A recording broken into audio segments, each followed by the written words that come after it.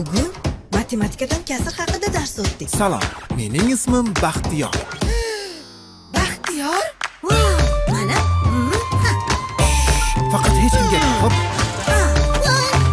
Tushundim. Hoy. Seni hozir zo'r joyga olib ketaman. Ha, Boburjon. Nima? Boburni ko'rmadingmi? Bobur, bolalar qalaysizlar? Bugun futbolimiz bor edi-ku. Okay, let's go. Nima bu? Qo'rqma, bu o'zga sayyoraliklar emas. O'z ko'zing bilan ko'rishni xohlaysanmi? Ha, albatta. Ana ketdik.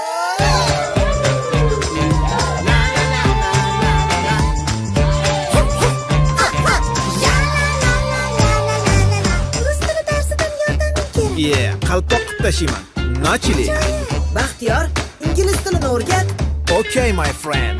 Go. I'm ready. Baxtiyor, matematikadan qiynaldim. Istasang kombinatorik uslubini o'rgataman. Nima? Kombinatorik uslubi? Baxtiyor. Uyg'on. Nima? Kim u? Qani? Uyquni ham beliga tepdinglar. Shunaqayam ko'p uxlaydimi? Meni professor desanglar ham bo'ladi. Bobur, kitoblardan ehtiyot bo'lib foydalan o'g'lim. Xo'p bo'ladi oyijon. Baxtiyor bizga o'rgat. Xo'sh. Endi bildim. Kerakli 5. Nima? Qani Yulduz? Qizimmisan? Bilmadik. Yo'q, bunday. Tushundim. Rahmat. Salom. Ha, Bobur, nima bo'ldi? Nega yana kayfiyating yo'q? Ustozimiz keyingi darsda cho'llarda yashaydigan qushlar haqida so'raydilar. Cho'lda ham qushlar yasharkanmi? Albatta. Nima buni bilmasmiding? Yo'q. Axir cho'lda hayot yo'q-ku. Ha, cho'llar haqida kim senga nima deganini bilmadim-ku-ya, lekin cho'llarda ham hayot qaynaydi. Qushlardan tashqari cho'llarda hayvonlar ham yashaydi. Yo'q-e? Menga cho'llar haqida gapirib ber, iltimos, juda qiziqdim. Mayli, diqqat bilan tingla. Xo'p, Yer yuzining ayrim issiq joylarida juda kam yog'ingarchilik bo'ladi. Harorat esa juda yuqori. Oqar suvlar ham yo'q. Bunday joylar qurg'oqchilik bo'lib, o'simliklar yaxshi rivojlanmaydi. O'simliklar yaxshi rivojlana olmaydigan qurg'oqchil yerlar cho'l deb ataladi. Cho'l qumli, gilli yoki toshli bo'ladi. Qumli cho'lda shamol qumlari suradi. Ba'zida do'ngliklarni hosil qiladi. Bunday do'ngliklar barxan deb ataladi. Shamol tufayli turli shakllar vujudga keladi. Gilli cho'llarda qotgan va yorilib ketgan joylarda turli shakllarni hosil qilgan taqir yerlar mavjud. Cho'l qurg'oqchil va havosi issiq bo'lgani uchun o'simliklar kam o'sadi.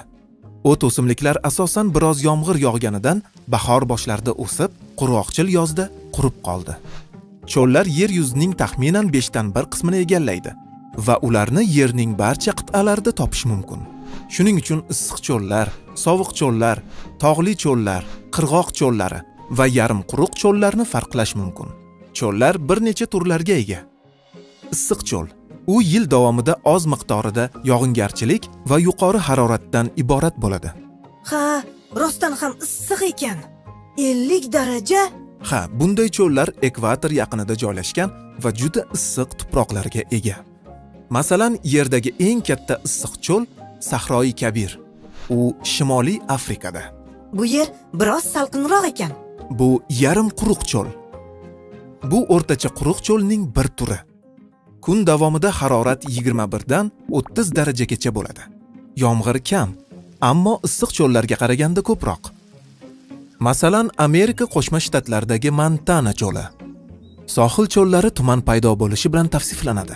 Bu sovuq dengiz oqimlariga bog'liq.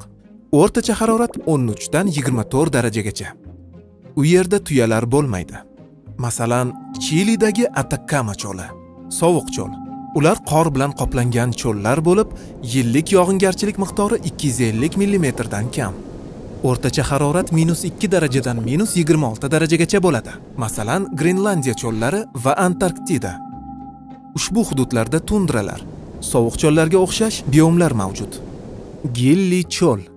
U sayyoradagi eng steril bo'lgan Chilida, Atacama cho'lida uchraydi.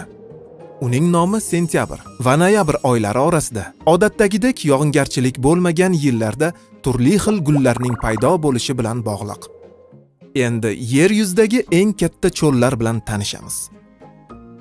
Sahroi Kabir dunyodagi eng issiq cho'l sifatida tanilgan. U Afrika qit'asining shimoliy chekkasida joylashgan. Gobi cho'l. U Mo'g'ulistonning janubiy qismida va shimoliy Xitoyga qadar cho'zilgan. Sanaran cho'llari.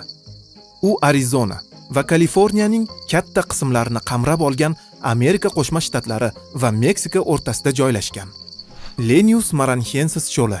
Bu Braziliyada joylashgan oq tepaliklar cho'lidir. Yomg'irlar natijasida iyun va sentyabr oylari oralig'ida hosil bo'lgan suv to'planishi qiziq va ajoyibdir. Atakama cho'llari Chilining shimolida joylashgan bo'lib, u dunyodagi eng qurg'oq cho'l hisoblanadi. Arktika va Antarktidaning qutb cho'llari. Ular qutb zonalarida joylashgan va bu turlarning eng kattasi. Bizda ham cho'llar bormi?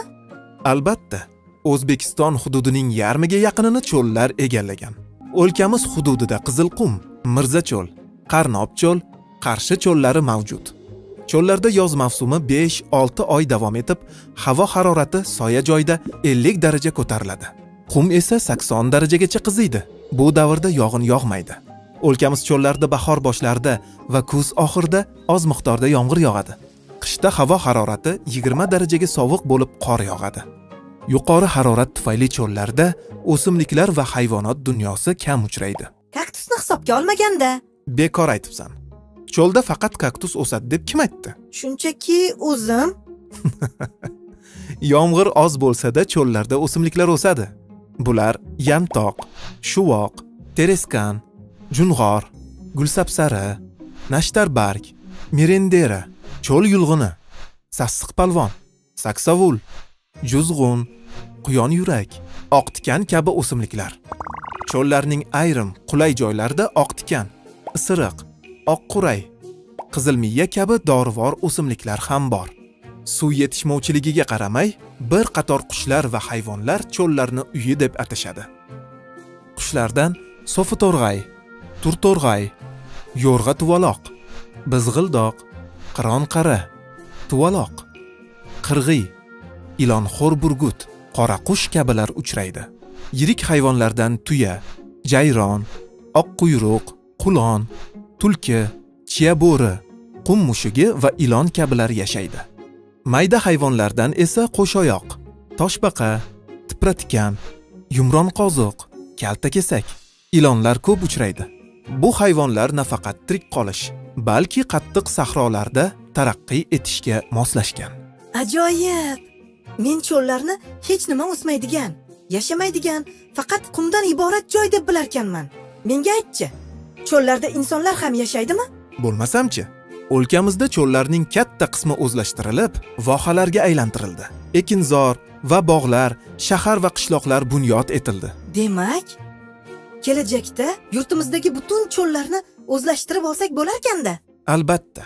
Ha aytgancha, dunyo xaritasida cho'llarda bunyod etilgan shaharlar ham bor. Dubay va Las Vegas shaharlari cho'lda barpo etilgan. Men senga cho'llar haqida qisqa ma'lumotlarni berdim. Qolganini o'zing o'qib o'rgan. Juda qiziq. Ha, nimani o'ylab qolding? Balki bizning uy joylashgan bu yerlar ham qachonlardir cho'l bo'lgandir-a? Balki.